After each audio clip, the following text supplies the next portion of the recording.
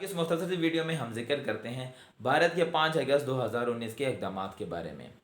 5 اگست 2019 کو بھارت کی سیاسی جماعت بی جے پی، جو کہ اس وقت حکومت میں بھی ہے اور پارلیمنٹ میں 2/3 اکثریت رکھتی ہے، نے 5 اگست 2019 کو 2 آرٹیکل یعنی آرٹیکل 370 اور آرٹیکل 35A ان دونوں کا خاتمہ کیا، اور ان دونوں آرٹیکل کا براہ راست تعلق Indian occupied Jammu and Kashmir سے ہے۔ یہ 2 آرٹیکل کیا کہتے ہیں؟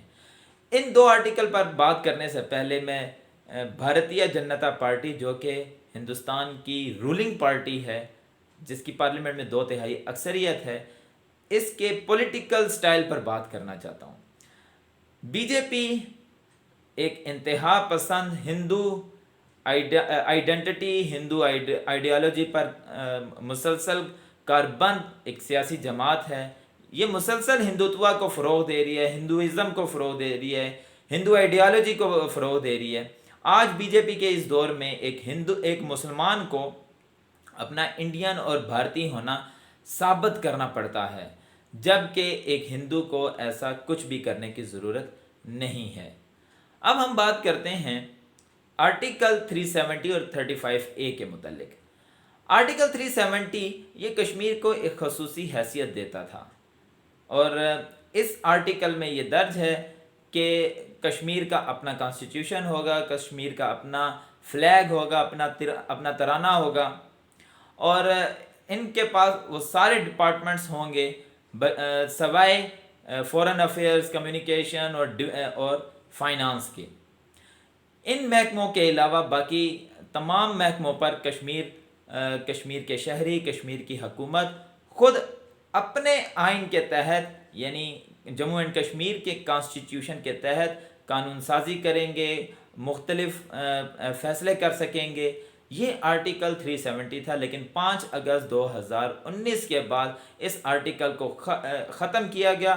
اب جموں اینڈ کشمیر کو ڈائریکٹ رول کیا جائے گا، یا ابھی بھی رول کیا جا رہا ہے ڈائریکٹ دہلی سے، اور اس پر انڈین کانسٹیٹیوشن کے آرٹیکلز لاگو ہو رہے ہیں۔ اس کے بعد ہے آرٹیکل 35A۔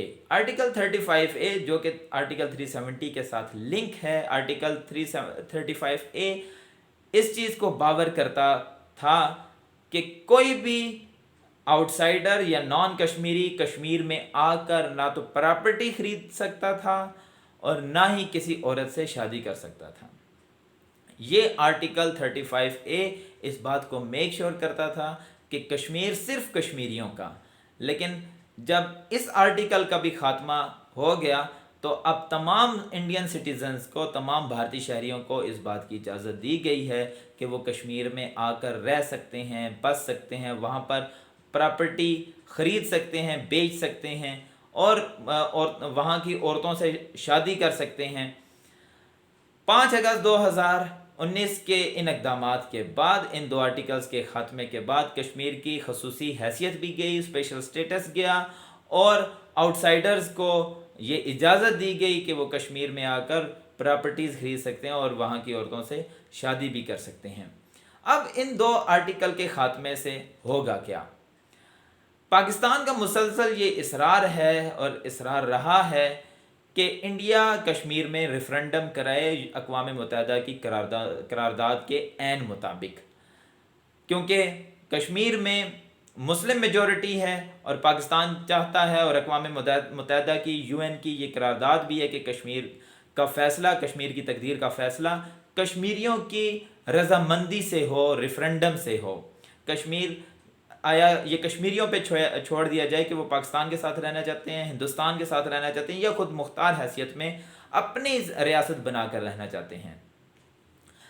اب ہندوستان ہمیشہ سے اس بات سے کتراتا رہا ہے کہ وہ ریفرنڈم کرائے، کیونکہ اس کو خوف ہے کہ اگر ریفرنڈم کرایا گیا تو کشمیر اس کے ہاتھ سے نکل جائے گا۔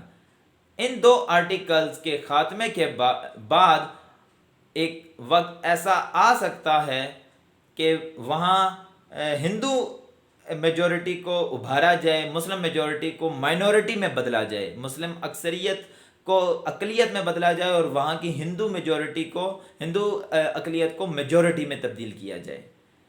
تو اس سے ہوگا یہ کہ انڈیا مستقبل میں پھر اس بات پہ آ جائے گا کہ اب کشمیر میں ریفرینڈم کرایا جائے جب کشمیر میں ہندو میجورٹی ہو جائے گی. اس سے انڈیا کو ایک بڑا فائدہ ہو سکتا ہے اور پاکستان کو ایک بہت بڑا سیٹ بیک اور نقصان ہو سکتا ہے. اور یہ دو آرٹیکل 35A اور 370 جو کشمیریوں کو ایک الگ آئیڈینٹی دیتے تھے, الگ سے شناخت دیتے تھے, وہ اب ختم, ان دو آرٹیکل کے خاتمے کے بعد یہ سب کچھ ختم ہو کر رہ گیا ہے. اور تاحال کشمیریوں میں اس بات کا اتنا غم و غصہ ہے کہ ان کے غم و غصے کو کنٹرول کرنے کے لیے, کشمیریوں کے جذبات کو روکنے کے لیے وہاں ایک مسلسل لاک ڈاؤن کی کیفیت ہے, مسلسل لاک ڈاؤن امپوز کیا گیا ہے تاکہ وہاں کے شہریوں کو ایک اپنے مقام تک, اپنے علاقوں تک بند کیا جائے. لیکن دنیا مسلسل جبر, ستم اور ظلم بھارتی فورسز کا دیکھ رہی ہے. اور دنیا کے دیگر جو ممالک ہیں, امریکہ نے بھی انڈیا پر مسلمانوں, بالخصوص انڈیا میں بسنے والے مسلمانوں کے ساتھ جو سلوک ہو رہا ہے اس پر سوال اٹھائے ہیں, کشمیر میں ہونے والے ستم کے بارے میں سوال اٹھائے ہیں. تو آہستہ آہستہ دنیا کو ہوش آ رہا ہے اور دنیا کے دیگر ممالک انڈیا سے سوالات کر رہے ہیں. امید ہے مستقبل میں یہ سچویشن اس ڈگر پہنچے گی جہاں مسلمانوں کو سکھ کا سانس ملے گا.